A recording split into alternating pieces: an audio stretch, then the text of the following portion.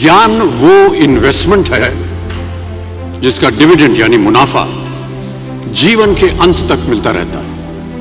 मैं ऐसा मानता हूं कि एक सामान्य जिंदगी जीने के लिए इंसान को रोटी, कपड़ा और मकान के अलावा अगर किसी चीज की सबसे ज्यादा जरूरत होती है तो वो है शिक्षा, एजुकेशन। आपके पास यदि धन है तो आप उसे गोल्ड में कन्वर्ट कर सकते हैं। धन हो या सोना, दोनों के कम होने का या खो जाने का डर हो सकता है, पर यही धन को अगर हम नॉलेज में कन्वर्ट करते हैं तो वो कभी कम नहीं होगा और ना ही उसकी चोरी हो सकती है। देखिए, जीवन में मुझे बहुत सी बातों ने प्रभावित किया है।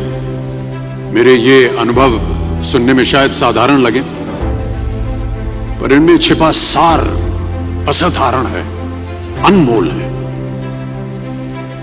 यदि मैं आपसे पूछूं कि सबसे शक्तिशाली व्यक्ति कौन है, सबसे शक्तिशाली व्यक्ति कौन है, तो कोई कहेगा कि जिसके पास पावर है, वेपन्स हैं, शस्त्र है, धन है, किसी देश का राजा या किसी सल्तनत का वारिस है।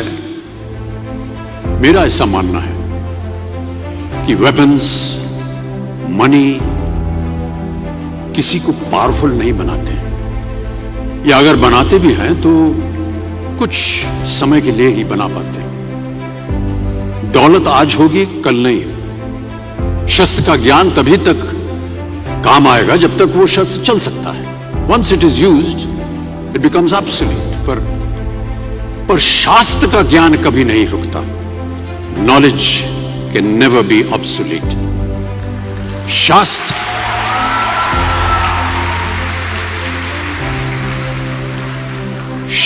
ज्ञान शस्त्र ज्ञान से ज्यादा असरदार, प्रभावशाली और शक्तिशाली होता है।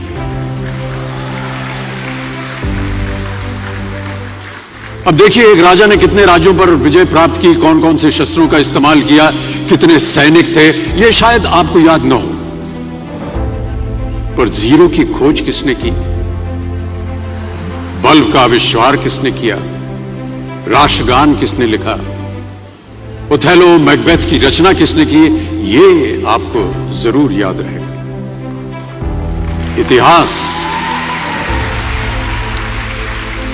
इतिहास गवाह है कि एक राजा अपनी शक्ति के बल पर केवल वहीं तक पूजा जाता है जहां तक उसका साम्राज्य फैला होता है। वो केवल अपनी प्रजा का प्रिय होता है। पर अपने ज्ञान की कीर्ति फैलाने वाले Albert Einstein, William Shakespeare, Rabindranath Tagore सिर्फ अपनी जन्मभूमि में ही नहीं बल्कि पूरे विश्व में पूजे जाते हैं। संपूर्ण मानव जाति के लिए वो प्रेरणा स्रोत बनते हैं। ज्ञान का धनी व्यक्ति हमेशा ही सम्मान और आदर योग्य होता है, क्योंकि ज्ञान वो कवच है, वो शील्ड है जो आपके जीवन में आने वाली कठिनाइयों से आपकी रक्षा करेगा। फिर किसी भी शस्त्र की आपको आवश्यकता नहीं होगी। दो चीजें इंसान यदि अपने जीवन में एक बार सीख लेता है तो वो उसे कभी भूलता नहीं।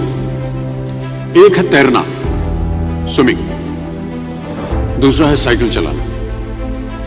सालों बाद भी अगर आप इन क्रियाओं को करेंगे तो कभी भी इस बात की चिंता नहीं होगी कि आपको स्विमिंग करना या साइकिल चलाना याद है कि नहीं है। You will confidently do it.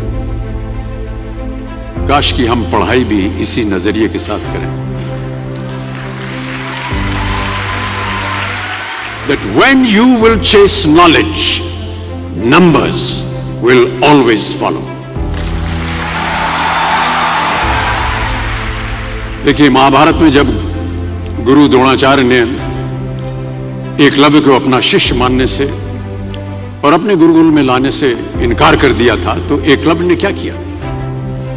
अपने गुरु की प्रतिमा, एक मूर्ति बनाई और केवल उस मूर्ति से प्रेरणा लेकर ही धनुर्विद्या सीखने में वही सफलता प्राप्त की जो बाकी योद्धाओं को द्रोणाचार्य के गुरुकुल में रहकर हुई।